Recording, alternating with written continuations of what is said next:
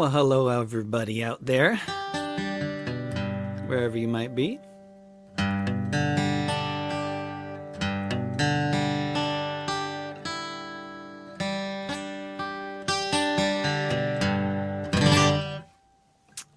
I just thought that I would start doing concerts from my living room, maybe on the last Saturday of the month.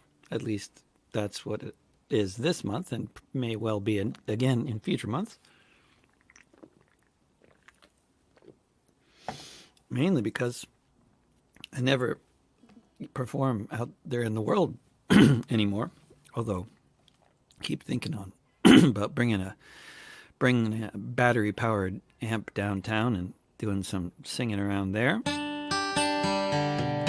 where it smells very much of tear gas these days, all the time, regardless of whether they're actually gassing anybody at the moment. Downtown just smells like tear gas all the time. At least in the parts of the town I'd want to be busking in, near the Justice Center. But I thought I'd do a little show here. Anyway, I've been actually playing the guitar for hours today, which is not something I do most days, sadly. But it's good to have an excuse to practice. My mom used to always be playing the piano for hours a day, and it was always called practicing, even though it was just playing for the love of music primarily. But she intended, eventually she'd have a concert, so there was always a concert to practice for sometime in the future, which is helpful to give you reasons to practice. But anyway, it's also, then going through these songs, I see there's so many songs that are related to things that are happening. That's the songs I wrote a long time ago, and sometimes that's even more interesting, doing a song that I wrote a long time ago that is speaking to the current moment. I can see all your comments. If there's anybody with a comment on any of these platforms, I can see them coming up. So if anybody has any questions, comments, song requests, anything like that. And one of the things of particular interest would be if there's a particular song you think that should get the band treatment, because I'm kind of hoping that eventually this crowdfunding link that is running by on the bottom of the screen, davidrovix.com/pandemic sessions. If it actually gets anywhere, then maybe I can hire a bunch of gig economy workers so they can pay the rent for the month of September or something, depending on how the crowdfunder goes, and get an album out of the whole thing. So who knows? We'll see. There's a lot of songs that have never gotten the band B-A-N-D band treatment. Neither have they been banned. We didn't really ban stuff around here. It's more like you just ignore them, the Western way of banning. I'm doing this late enough in the day that it's early in the morning in Australia rather than like the middle of the night. So nice to see Paula there from Australia. I wrote this song, 10 years ago, something like that. Portland is a town that's in the news much of the time. There are a lot of vegans and there's very little crime. It's a nice, safe place to live. Folks ride bicycles a lot. The winters aren't so cold and the summers aren't so hot. They build houses out of cob. They hang out in the park where you needn't worry about walking after dark. There are a lot of homeless people, but they don't hurt no one. Just be careful of the boys in blue playing with their guns. Yeah, watch out for the cops. Watch out for the cops. Watch out for the cops. Watch out for the cops. You can hang out with the punks with the piercings and tattoos. You can eat out at a food truck any neighborhood you choose. You can dance to Balkan music while you drink a microbrew, chilling in a gay bar with the mayor and his crew. But be careful what you do. Be prepared to get some flack, especially for those who may be male, young, and black. The fact is you do better in Sweet Home Alabama. You're safer there on the old streets of Birmingham. Yeah, watch out for the cops. Watch out for the cops. Watch out for the cops.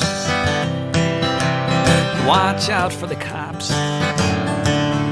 Yeah, Portland's full of roses, there are flowers everywhere, but for others they've got prisons with some nice electric chairs. You can go downtown, ride the buses there for free, but you never know when you'll get a DWB. A town full of progressives, but such a rotten bunch of cops. Who knows who'll get shot at the next routine traffic stop? When you live in a place like Portland where they tend to act this way, you can just join the police force instead of the KKK. Yeah, watch out for the cops. Watch out for the cops. Watch out for the cops. Watch out for the cops. Now we need some sirens in the background. Watch out for the cops. Woo! Watch out for the cops. Watch out for the cops. Watch out for the cops. So that's I thought I'd do songs that generally had that kind of theme related to police and fires and tear gas.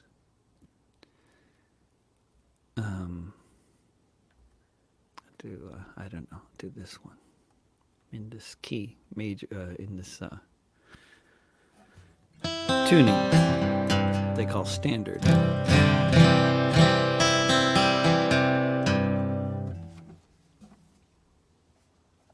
Let's see.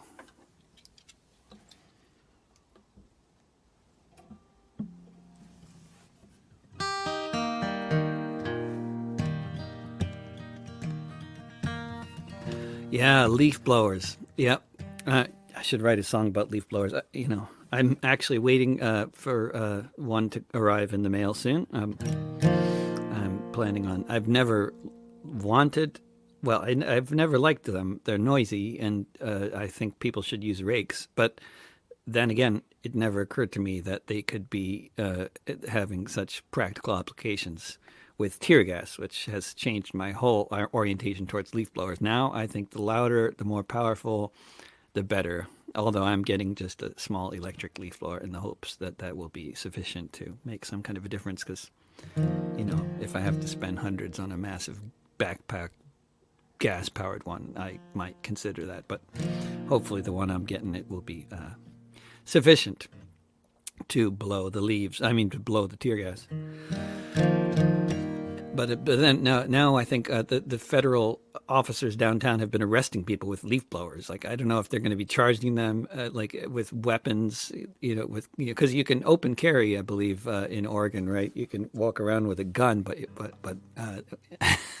not a leaf blower. Man, that might be criminal at this point. We'll see.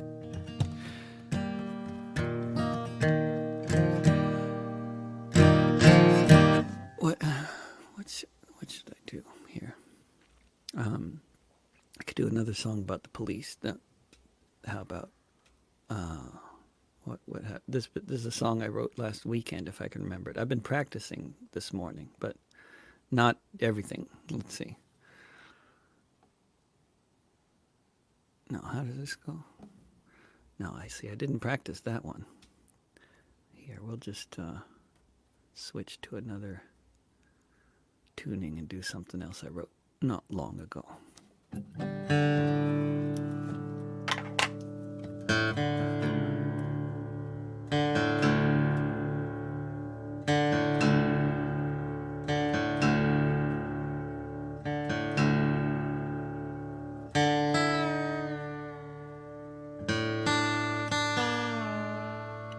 Cesar Augusto, they're shooting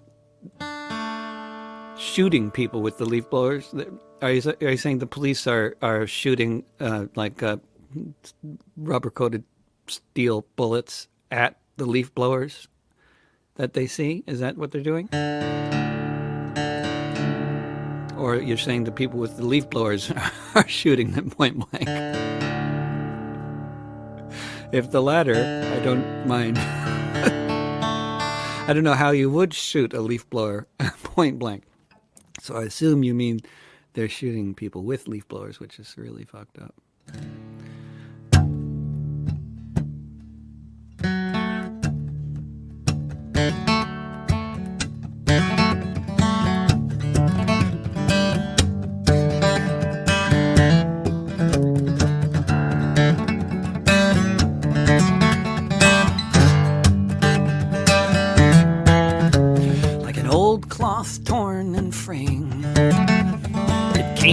a clarion call to illustrate the saying. United we stand, divided we fall. A thin veneer torn by disease shredded the great Khan laid bare. Come from across the seas, now floating in the air, like a corpse that's lying exposed, that all of us now can see. All that the cadaver shows about a society, the veil of fantasy lifted, that gives us at least some idea how another world is possible. And I can hear her breathing now.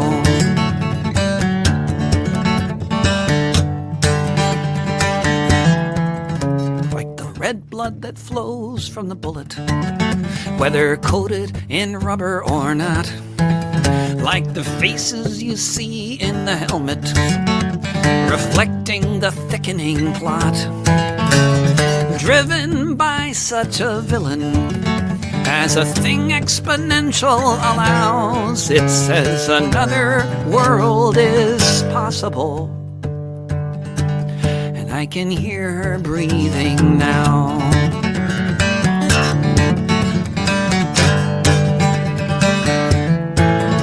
Like the pallor on so many faces, on every end of the town, on the murals in so many places, boarded up and long ago shut down, making all the connections between the mule and the plow, that another world is possible. And I can hear her breathing now.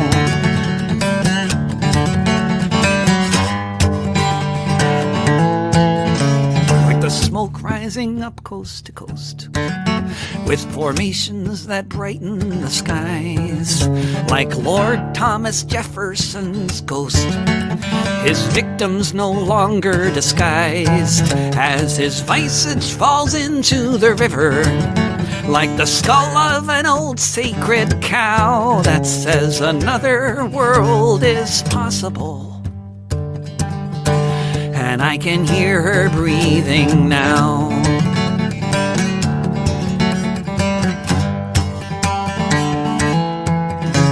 Another world is possible. And I can hear her breathing now.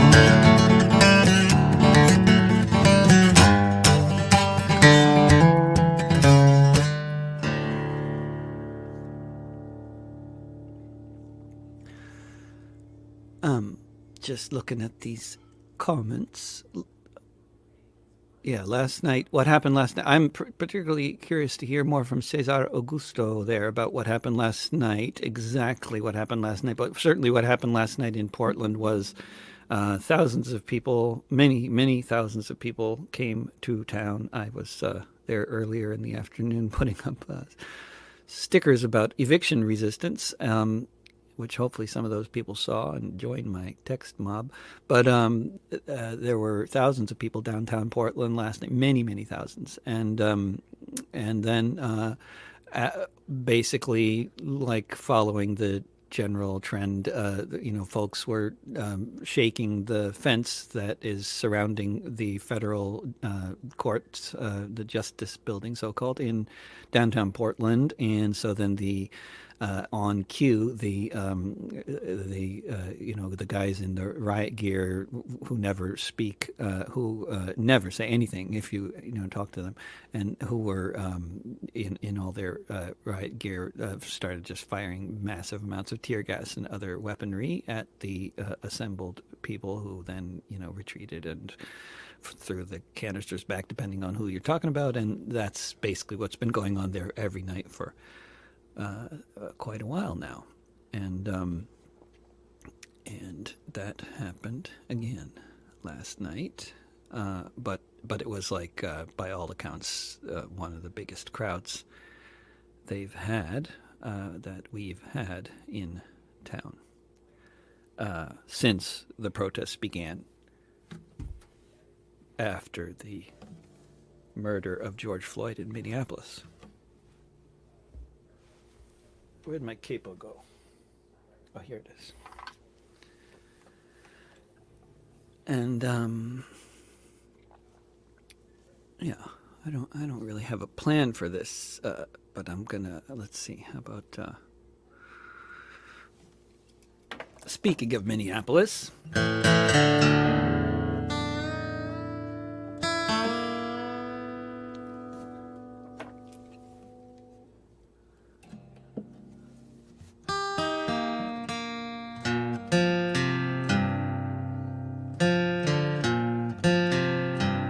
Good. We have more. Just so those of you who are not on the, I'll just summarize what Cesar Augusto is writing on Facebook. And I know those of you who are not watching on whichever Facebook page this is, let's see, the Liberals have been mobilizing to help the militants, and one of their tactics is have the dads bring leaf blowers. Sadly, when the gas started to fly as the dads or leaf blowers moved in, the feds shot directly at them, not on the pavement. In the goggles, at their helmets. The shields had to be used to make sure we didn't lose too many too quickly. The feds have this trick of dropping the gas on their side of the fence, and the leaf blower will come in and redirect it. But then the feds will, yeah, I think he'll write more. He got cut off there. But that is, wow. Yep. So they're so the officers are shooting the leaf blowers and shooting the dads with the leaf blowers, and at their goggles, at their helmets, and at their leaf blowers. I mean, not that we would expect the officers to do anything other than that, when we know also that they're tear gassing and clubbing the wall of moms as well. It's one would hope perhaps that the dads would not be left alone in that case. Gosh.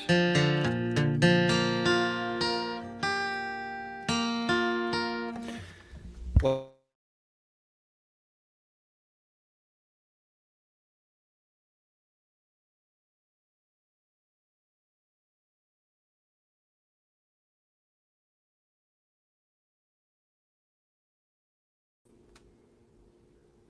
yeah, this is why,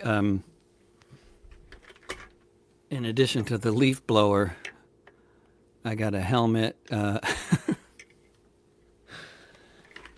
Yeah, but I know it's not much help, really, if they're going to be firing. I got a vest as well. I mean, I'm trying to, I got ear things for the LRAD weapons. I'm trying to get ready. But, of course, pretty soon they'll start using live ammunition. Apparently, they have been given permission. I mean, that's what the mayor heard, was that they had permission, to use live ammo if they want to. The feds, Cesar says, the feds will unload on them, and the umbrellas have to be mounted on the fences. Yeah, the umbrellas. There's so many. I see so many echoes of Hong Kong in these in the protests in downtown, and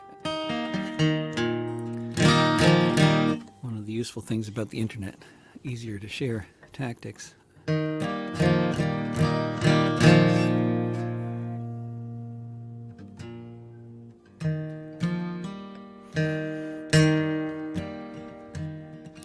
Peter Alsop, hello, Peter. Are people still lynched in America? What happens when they die? When he begged for his mother to save him, was he resisting arrest when he cried? And how does the lynch mob roam free when we already know who they are? The men who murdered George Floyd and then drove off in their police cars. To live with such savage injustice, with every new day the earth turns, I'm left with no reason to wonder as I watch Minneapolis burn. Are people still lynched in America? How many in just the past weeks? From Georgia to Minnesota, as the pandemic spikes and peaks. Did you see him pinned down for 8 minutes? Did you see the knee on his neck? Did you see the police station on fire? Did you smell the smoldering wreck? As the National Guard marches in, watch the wheels of history churn in the land of Philando Castile as we watch Minneapolis burn. Are people still lynched in America? And do the poor still die of disease? Are the prisons still full of debtors? Do bodies still hang from the trees? Do the workers still live by the highways, still struggle to come up with rent? Do families still get evicted when the last of their credit is spent? Do you see all the people who just had to find out what might there be left to learn from the flames that rise from the target as we watch Minneapolis burn? Are people still lynched in America? And what happens when they die? When he begged for his mother to save him, was he resisting arrest when he cried?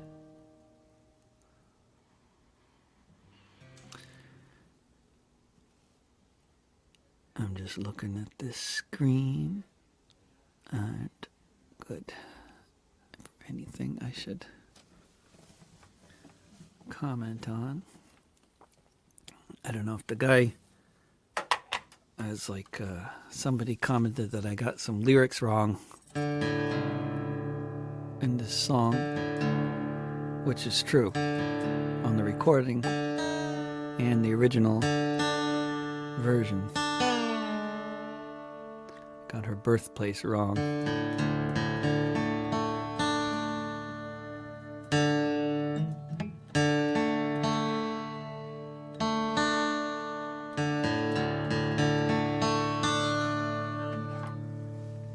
So, I feel compelled to do this song with the correct lyrics that aren't accurate.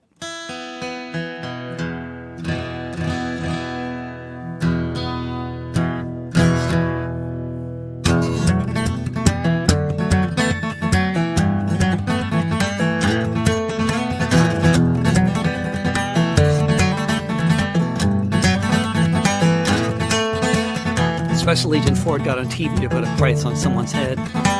$2 million alive or dead. Enemy number one, those who brought us COINTELPRO. It's the FBI's most wanted, a real live cop show. It's not enough to kill them, have them jailed old and gray. You gotta double the bounty for the one that got away. But if Asada is a terrorist, what does that make you?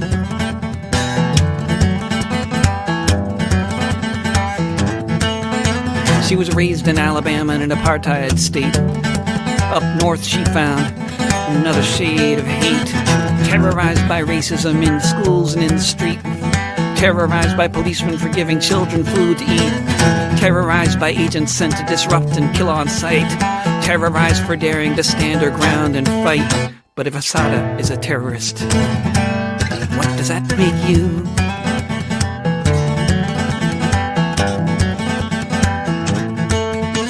One cop was dead, Asada's hands were in the air.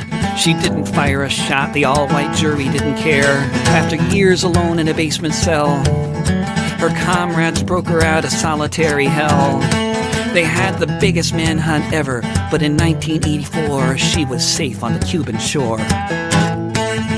And if Asada is a terrorist, what does that make you?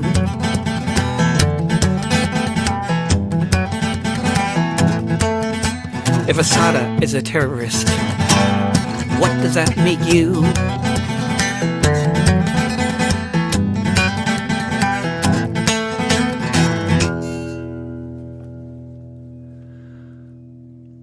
I'm just going through this in alphabetical order and doing songs related to police and fires, and here's another one.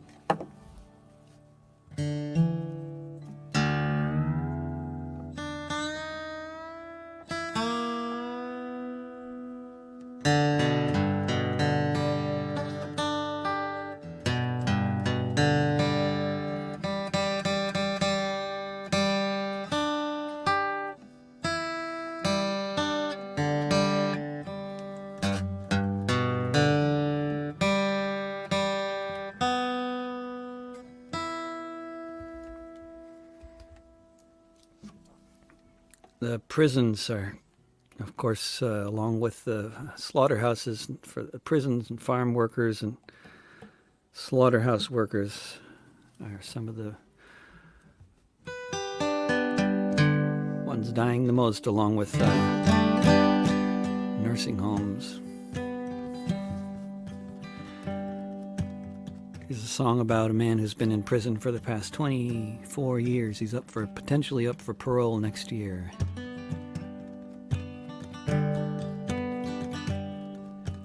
Alvaro Luna Hernandez started life with a shorted hand, growing up in Texas on occupied land. His troubles with the law and with the sheriff of Alpine resulted from a racist gang crossing every line of respect for human decency. Vicious thugs in blue who have ruled the hills of Texas since long before 52. In the middle of the 20th, when Alvaro was born, it wasn't long before the first time that he was torn from the streets of Alpine to a windowless cell, when the cops kicked in his head till no one could tell if he'd live or die, and somehow he was breathing still when the morning sun was shining in the Texas hills. Alvaro Luna Hernandez grew up to lead the fight against police corruption and for human rights. Falsely accused of murder, incessantly harassed, a young life in constant danger, quickly flying past. So on the day a cop came to his house, pointed his gun, Alvaro knocked it out of the officer's hands, and he did run. Alvaro Luna Hernandez hid out underground after the biggest manhunt in West Texas. They fired many rounds. He managed to surrender without being shot, and that was the last breath out of prison that he ever got. The trial was a sham, and he was given 50 years, sentenced by the machine to be ground up in the gears. Since 1996, a quarter century ago, in solitary confinement, they've kept Alvaro. He's now lived to be an old man, and whether he ever leaves, justice in the USA exists only for the thieves who came and stole this country, declared it to be theirs. Slave masters in power, Chicanos in the crosshairs. Alvaro Luna Hernandez started life with a shorted hand, growing up in Texas on occupied land.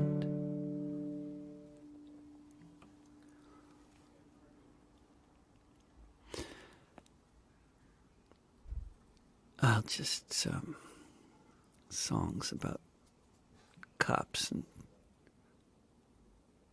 fires and prison.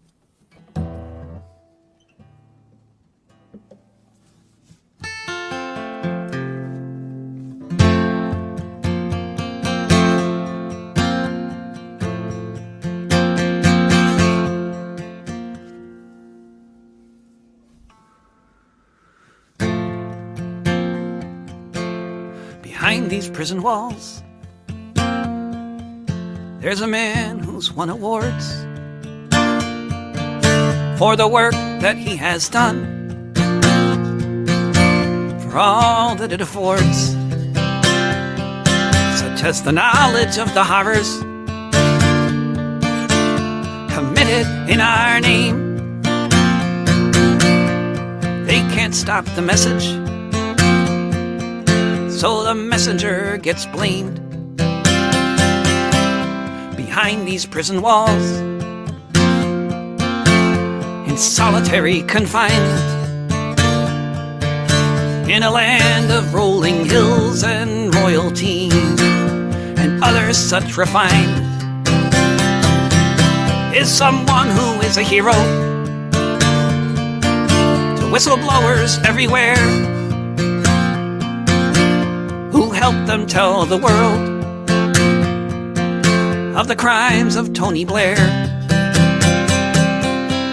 Behind these prison walls, you will find a mortal man.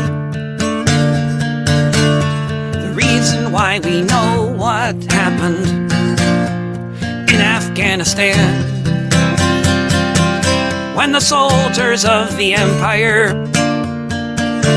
whose sun set long before, were torturing civilians in their terror war. Behind these prison walls is a part of WikiLeaks, an eloquent orator, but you won't hear him speak. Locked away in silence, one who knows too well how those in power act when there's another war to sell. Behind these prison walls is one who stands accused of exactly what offenses the U.S. has refused to say precisely which, or to try to clear the mist, or to explain how he's not the same as the other journalists. Behind these prison walls is a person they deprive of most of the things in life that keep us all alive. A person being tortured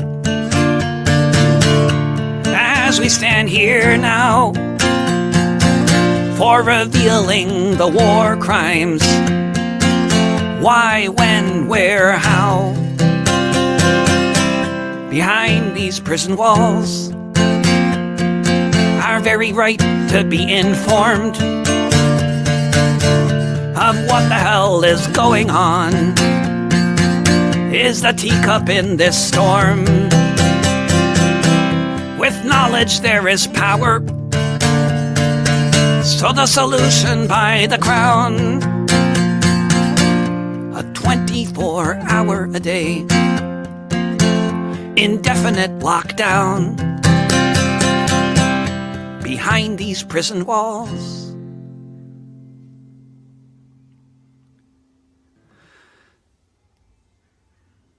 And B, that was behind these prison walls. Here's another one I wrote recently, which is for the occasion of Independence Day, as they call it.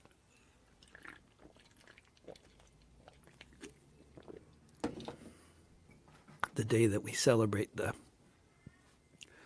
pro-slavery uprising led by genocidal killers.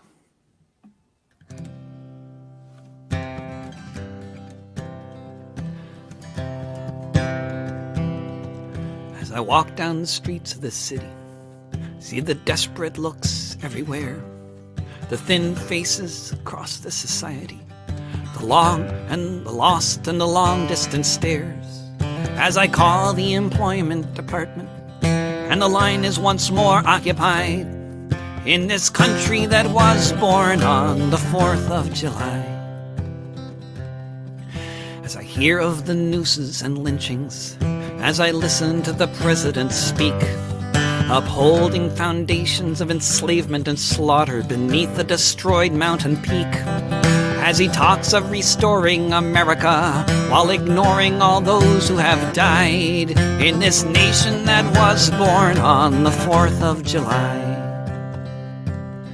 When I see the masked faces around me, across from the policemen lined up in a row, watching them once more astound me as they fire their weapons wherever we go, shooting reporters and legal observers as the curfew is once more defied in this nation that was born on the 4th of July. As I hear all the voices so loudly shouting empty the prisons, defund the police, reasoning so very soundly, occupied by this army, how could we ever have peace? As I hear of the dead from LA to New York, a catastrophe no one can deny in this nation that was born on the 4th of July. As I survey the wreckage around me, all the boarded up windows of the stores that have closed, as I take in the scene that surrounds me, all the inequities starkly exposed that tug at the roots of this country, which began with a war that was based on a lie when this nation was born on the 4th of July. When this nation was born on the 4th of July.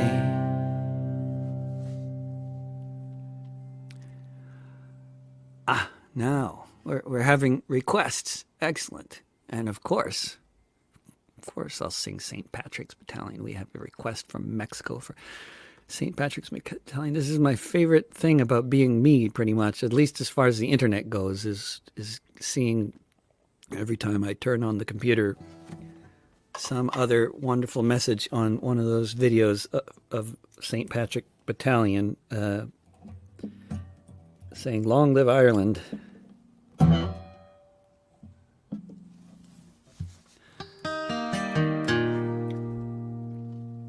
I dare say I've done more for the reputation of Ireland than most musicians.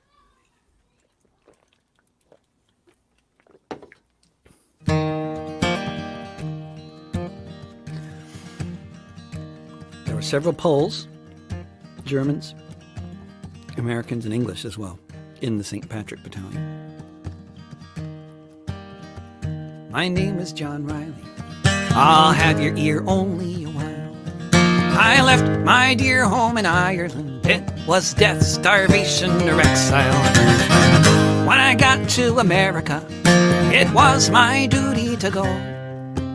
Enter the army and slog across Texas to join in the war against Mexico. It was there in the pueblos and hillsides that I saw the mistake I had made. Part of a conquering army with the morals of a bayonet blade. So in the midst of these poor dying Catholics, screaming children, the burning stench of it all, myself and 200 Irishmen decided to rise to the call. From Dublin City to San Diego, we witnessed freedom denied. So we formed the St. Patrick Battalion and we fought on the Mexican side. We formed the St. Patrick Battalion and we fought on the Mexican side. We marched neath the green flag of St. Patrick, emblazed with Erin Goldbra, bright with the harp and the shamrock, and Libertad para la Republica. Just 50 years after Wolfe Tone, 5,000 miles away, the Yanks called us a legion of strangers, and they can talk as they may. But from Dublin City to San Diego, we witnessed freedom denied. So we formed the St. Patrick Battalion, and we fought on the Mexican side. We formed the St. Patrick Battalion, and we fought on the Mexican side.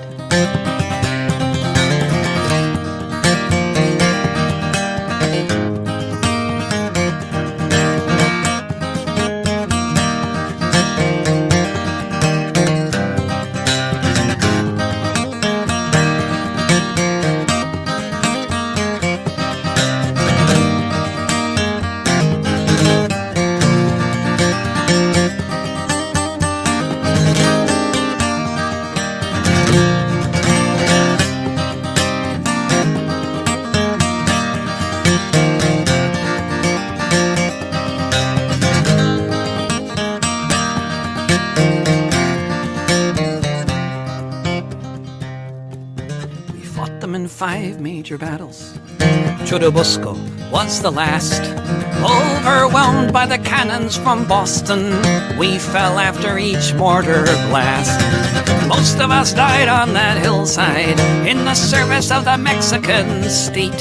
So far from our occupied homeland, we were heroes and victims of fate. From Dublin City to San Diego, we witnessed freedom denied. So we formed the St. Patrick Battalion and we fought on the Mexican side.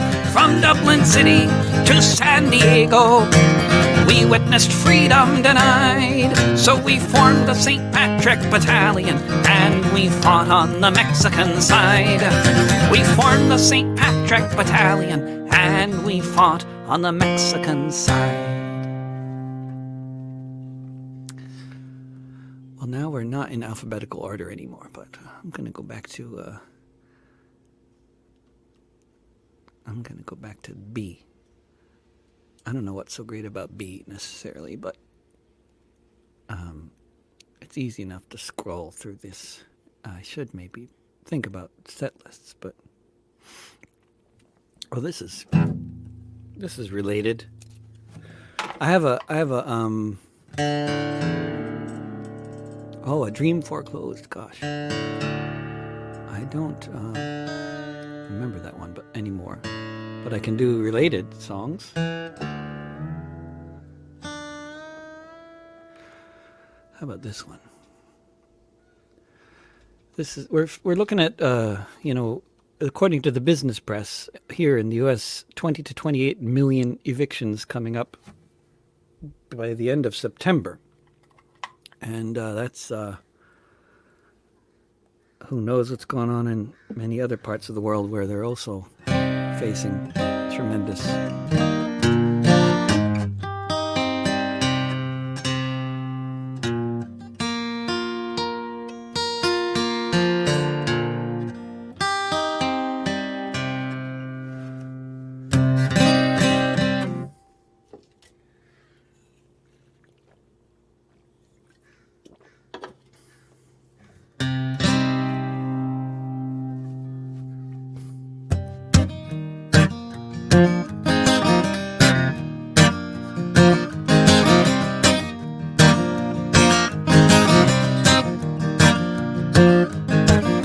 10,000 yuppies just moved here. 10,000 others came last year. The rent has doubled since I moved in. Each month I take it on the chin. Each month I wonder, how many more can I stay in Portland before I move into my car or end up somewhere behind bars? 10,000 yuppies say don't complain now that the city is in the fast lane. It's just the market and it knows best. That's how the bankers built the West. So just get rich, you can stay, otherwise just go away. There's no room here for us holding on under the bus. I'm just a renter, this ain't my town. Might as well just burn it down for all I care.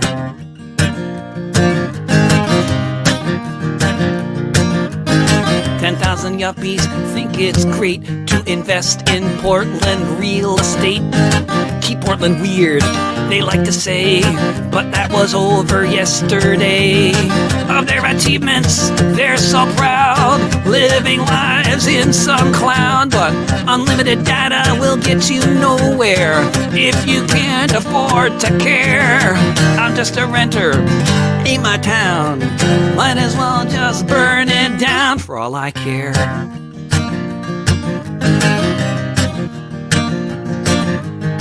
10,000 yuppies, and on each block they're flipping houses and taking stock. Where's the next place that can transform tents and mansions the new norm? They like TED Talks, they like greed, they like wine bars, they like weed, they like bike lanes, they want more. They're the face of the new class war. I'm just a renter, this ain't my town. Might as well just burn it down for all I care. For all I care. For all I care. For for all I care.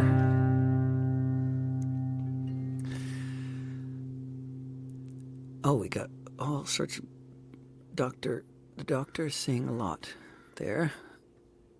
Taking up the screen. Let's see. What am I gonna do here? I'm just gonna look around, do a couple more.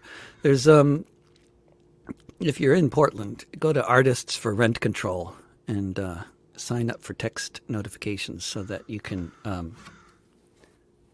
help me stop the evictions before they start. It's gonna work. If enough of us show up, the cops are just going to back off. That's what they do, actually, in most cases, in many countries. Their relatives are getting evicted too. Don't forget that. But when you go out to protest, remember to wear your mask.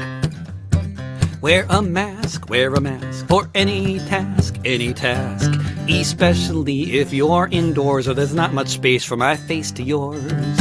If you care, then you wear a barrier of some kind between your face and mine. Over time, you will find it's just about as hard as remembering your credit card.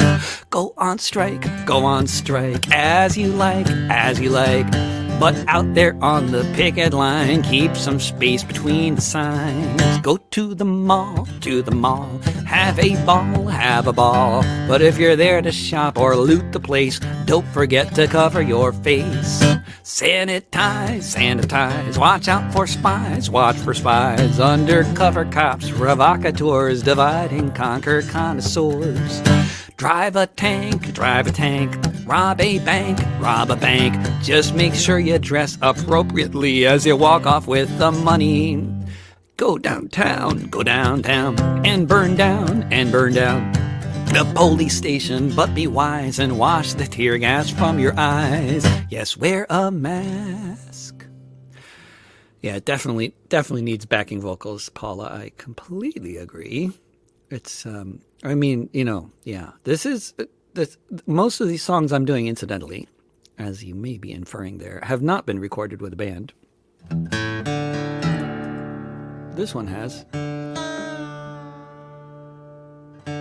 But if you go to davidrovics.com/pandemic sessions, you can help make it possible for me to record an album with a band again. If you're not one of those 30 million unemployed people about to lose your unemployment money, or those other millions who never got their unemployment money in the first place, like me.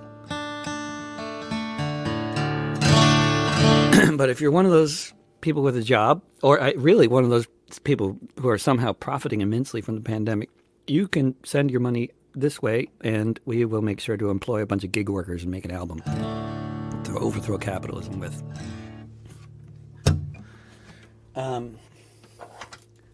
It's part of the process, I promise. I wrote this last summer.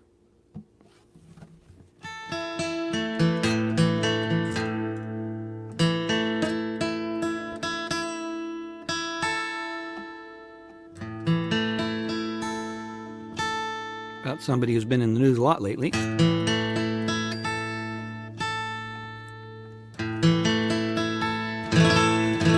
I'm so glad to hear people are singing along there in out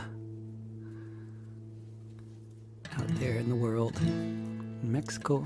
I'd love to go to Mexico again someday. A friend of mine from San Diego retired in Chiapas, and he's just living off of Social Security and loving life, getting all his health back. when it's 2019, but it feels like 1933. When your eyes are open, when you know the history, when your parents lived through things that looked so much like this, all the indications impossible to miss. When you've sought for your whole life to make the earth a better place, and you once again see the rising of the master race. When you know that they are coming, when they announced it in advance, when you know for many people this will be their last chance, then you may ask the question, what can one person do when the time to act is now? And now it's up to you. When it's 2019, but it feels like 1933. When indefinite detention is the new reality for so many children to whom you did not give birth. When you see they're just as precious as every other child on earth. When they're opening the camps not used since the war, where families were imprisoned decades before. When Kristallnacht is coming, they announced it on the news. When the writing's on the wall, when you can see the fuse, then you may ask the question, what can one person do when the time to act is now? And now it's up to you. When it's 2019, but it feels like 1933. When you know rallies aren't helping and silence is complicity. When you know where the kids are kept, locked inside their cells. When you see approaching the future this foretells. When they're coming for your neighbors. When they've even said what day they plan to put them all in buses and take them away. When you know where they keep the buses. You've been to the parking lot, perhaps a whole lot of petrol bombs is the best move that you've got. Then you may ask the question, what can one person do when the time to act is now? And now it's up to you. When it's 2019, but it feels like 1933.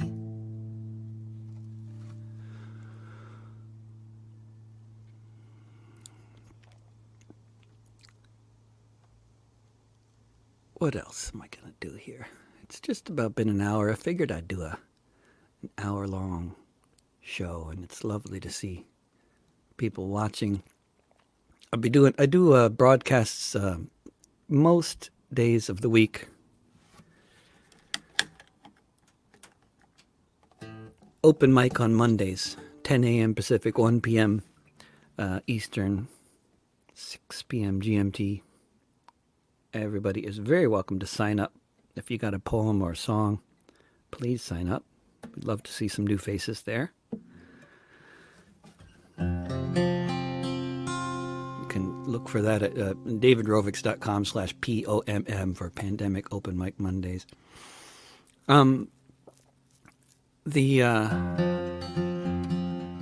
It's wonderful to see all these connections being made, people talking about how Black Lives Matter, and then if Black Lives Matter, then affordable housing matters. Like here in Portland, an average black family from the United States cannot afford a 2-bedroom apartment in Portland at the market rate, like the place I live in right now, right here, that I'm recording from.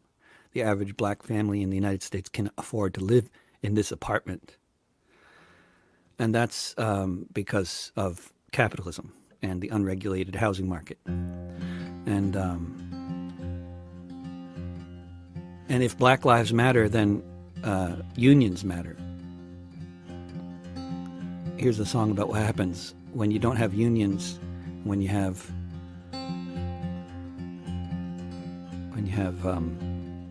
mostly, I mean, did you know 87% of slaughterhouse workers in this country are people of color? At the chicken nugget factory in Hamlet, North Carolina, almost all the workers were black women. The place had never been inspected. The manager had no interest in their lives. Neither did the company. This is what happened.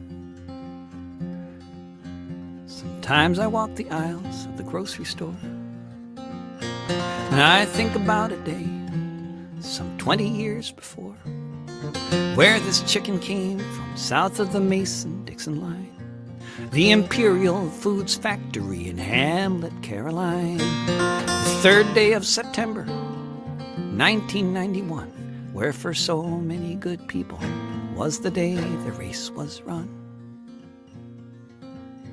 Sometimes I walk the aisles and I can hear the screams, those blasted by hot oil, when old hose ruptured at the seams of those blasted by hot oil. when the fireball arose while more oil fueled the fire, being blasted from the hose. More oil fueled the fire. The room filled up with smoke when those who weren't already dead then began to choke. Sometimes I walk the aisles, I think about the padlocks on the fire doors, barred and blocked. The owner didn't want his workers stealing chickens out the back. It's a right-to-work state. They complain they get the sack. So Tyson saved some money, and workers lost their lives. Once the fire was put out, the number dead was 25. Sometimes I walk the aisles, somehow feel ashamed. Yet 11 years of operation, inspectors never came. Inspectors never came to look to see if they did anything according to the book. Sometimes I walk the aisles and I wonder to myself, how many people die to put these nuggets on the shelf? Sometimes I walk the aisles.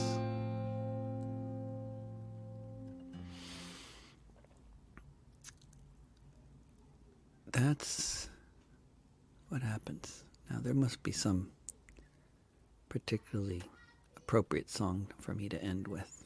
I'll do this one. Thanks for all listening. I'm going to make this a habit. I think every... lost audio? Hopefully that's not on my end. Make this a last Saturday of the month habit, doing this concert from my living room at 1 in the afternoon Pacific time on the last Saturday of the month. It gives me a good excuse to practice songs that I've been writing lately and songs that I wrote a long time ago, and just kind of giving me a chance to bone up on them because I just don't do much performing these days. I'd like to go. I don't know if you got any opinions on this, Cesar, if you got the audio back, but I would like to go downtown and play downtown, but kind of worried about, people aren't doing that these days, and you can, give people COVID-19 by singing, right? And I don't want to go downtown and sing with a mask on, so I don't know, maybe I got a microphone, one of those that straps onto your face that, like the pop stars use. I have one of those, like the actors use in theaters and sometimes. But, and it would fit potentially underneath a face shield. So that might be the way to do it. I don't know.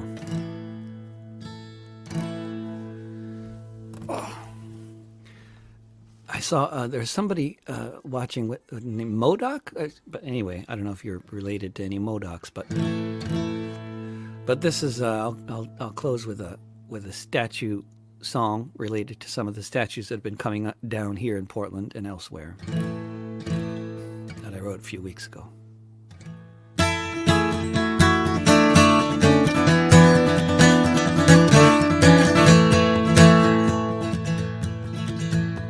Christopher Columbus sailed the ocean blue.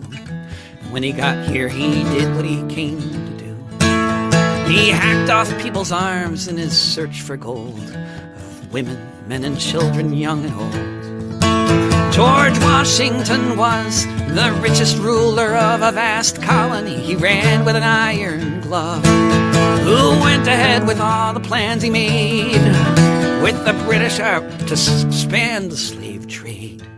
And if human liberation is the place where we are bound, then first we pull these statues to the ground.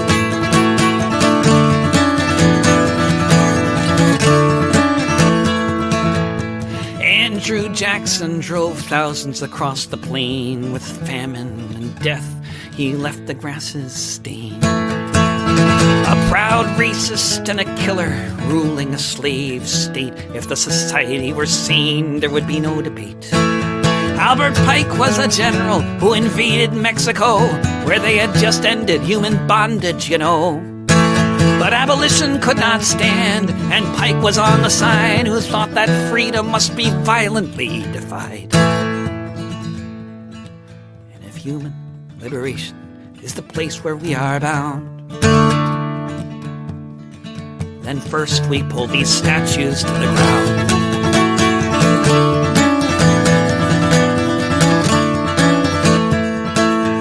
Ulysses S. Grant was just another in a line of the overseers of imperial decline, who ordered his vast armies to go deport the Modoc people and kill all the buffalo. From Theodore to Franklin to the president today, an empire ruled the American way. The pedestals are broken, they can't bear the weight. Such a beautiful country, such a failed state. If human liberation is the place where we are bound, then first we pull these statues to the ground.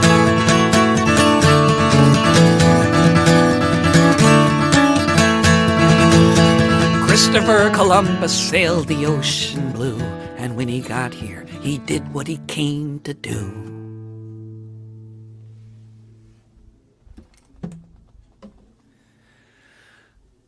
I'll stop there, and it's lovely to see all you people watching from all over the world. It's my favorite thing about the internet. And please join the open mic. Every Monday I do an open mic at 10 a.m. Pacific, 1 p.m. Eastern, 6 p.m. GMT, 7 p.m. in Berlin, in the middle of the night. Terribly inconvenient time in Australia and China and elsewhere, and that, you know, you can't please them all. But I'll be doing, I think I'll do this concert on the internet from my living room at the last Saturday of every month, and just to give me a chance to practice. And I also do concerts on other people's Facebook pages and stuff. I can do that if you're interested. And yeah, join the open mic. Come join the open mic on Mondays, and then I do interviews with people on most other days of the week at the same time on most of these same platforms wherever you're watching. And as it says on the bottom of the screen, at davidrovix.com/pandemic sessions or donorbox.com/pandemic sessions, you can donate to my upcoming album. If it gets off the ground, and I hope it does, then I hope I'll make an album with a band. But that can be an expensive prospect, and I want to make sure to pay everybody a living wage because they're not getting any money from anywhere else. So, you know, there's a lot of musicians in this town who are going to be homeless soon. But if they can record an album with me, that'll put off that homelessness by at least a month or two. And so there's, yeah. And if you're in Portland, then I hope to see you sometime in the near future downtown, and or elsewhere in town. And if you're not in Portland, then I hope to see you on the internet sometime soon. Keep in touch. Don't pay the rent. Mutual aid will get us through. Wherever in the world you are, it's the same principle.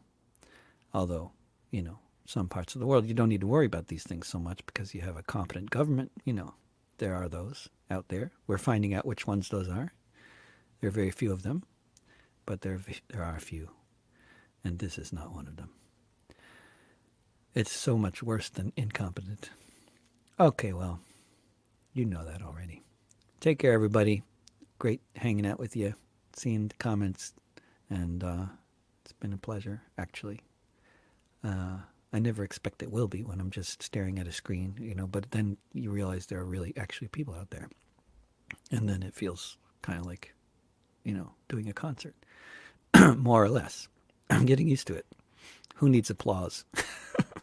They'll figure out how to work that into these broadcasts. I'm sure they already did, but I don't need the fake applause like at the baseball stadiums. That's weird. Okay. And yeah, thank you all. Take care. See you around. Bye for now.